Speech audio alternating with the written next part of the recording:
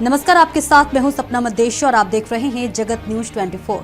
तो आइए शुरुआत करते हैं कुछ खास खबरों से। गुजरात बारडोली के उमरख में मौजूद श्री विद्या भारती ट्रस्ट कॉम्प्लेक्स की स्थापना साल 1979 में हुई थी। ऑर्गेनाइजेशन के फाउंडर्स धनजी भाई, भीखा भाई पटेल, खुशहाल भाई, गोपाल भाई पटेल और उनके परिवार की लगातार सपोर्ट से आज यह कॉम्प्लेक्स शिक्षा और हेल्थ के क्षेत्र में बड़ी सर्विस दे रहा है। अभी विद्या भारती ट्रस्ट कॉम्प्लेक्स में एक गुजराती और इंग्लिश मीडियम हाई स्कूल, एक साइंस और कॉमर्स कॉलेज, एक इंजीनियरिंग कॉलेज और एक मल्टी स्पेशलिटी अस्पताल चल रहा है। ये संस्था सूरत और तापी जिलों के हजारों स्टूडेंट्स और मरीजों के लिए वरदान बन गई है।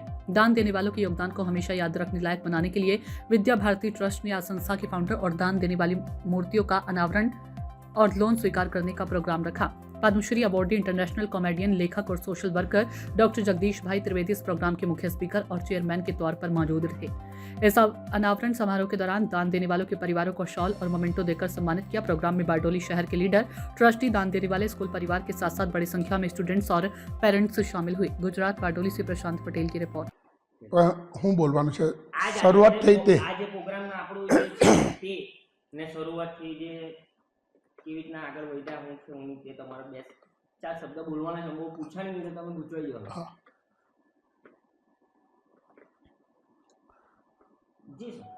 ઉમરા ગામના મુરબ્બી ધનજીભાઈ ભીખાભાઈ પટેલ અને શાંતાબેન ધનજીભાઈ પટેલ લાભ પરિવારે જ્યારે અમારે આ વિભાગમાં ઇંગ્લિશ મીડિયમ સ્કૂલની હતી ત્યારે ચાલુ કરવા માટે પ્રયત્ન કર્યા અને તેનું બીજા દિવસે જે ખુશાલ દાદા અને બેનાબા એમણે સામે બોલાવીને જમીન અમને દાનમાં આપી અને આ સંસ્થાની સ્થાપના થઈ 1979માં અને આજ દિન સુધી આ સંસ્થા ચલાવવામાં સ્વર્ગસ્થ જગદીશભાઈ નારણજીભાઈ, સીતારામભાઈ નારણજીભાઈ એમણે પૂરેપૂરો આમાં સહકાર આપી મન મૂકીને કામ કરીને આ સંસ્થાને જીવન રાખી મોટી કરી અને ત્યાર પછી અમારા હાથમાં લગભગ 9 વર્ષથી નવા ટ્રસ્ટીઓ આવ્યા અને એમણે થોડી બીજી ફેકલ્ટીઓ વધારી અને એમાંથી અમે આજે ટેક્સાસ મલ્ટી સ્પેશિયાલિટી હોસ્પિટલ પણ બનાવી અને આજે જે આ પ્રોગ્રામ એમની સ્ટેચ્યુનો અનાવરણ વિધિનો પ્રોગ્રામ રાખેલો એમાં જગદીશ ત્રિવેદી આવેલા હતા અને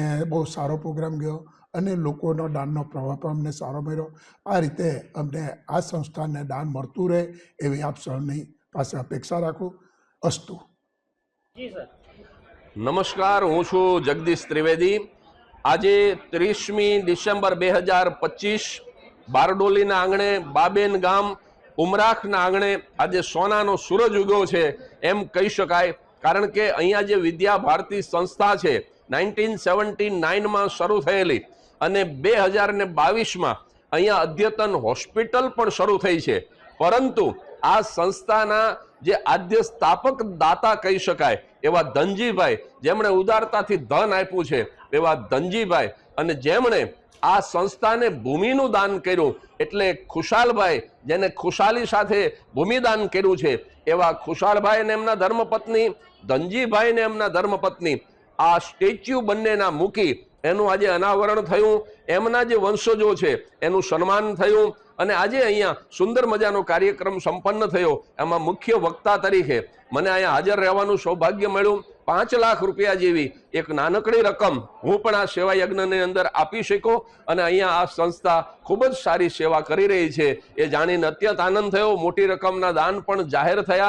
આ સમારંભના પ્રમુખ શ્રી સોમાભાઈ દેસાઈ તરફથી 51 લાખ રૂપિયાનું દાન જાહેર થયું અને બીજા ઘણા દાન જાહેર થયા। ટૂંકમાં આ સેવા યજ્ઞ સતત ચાલતો રહે, દરિદ્ર નારાયણની અને દર્દી નારાયણની સેવા થતી રહે એના માટે અહીંયા બહુ મોટું આજે બળ મળ્યું। આ કાર્યક્રમનો સાક્ષી થયો એનો અત્યંત આનંદ છે।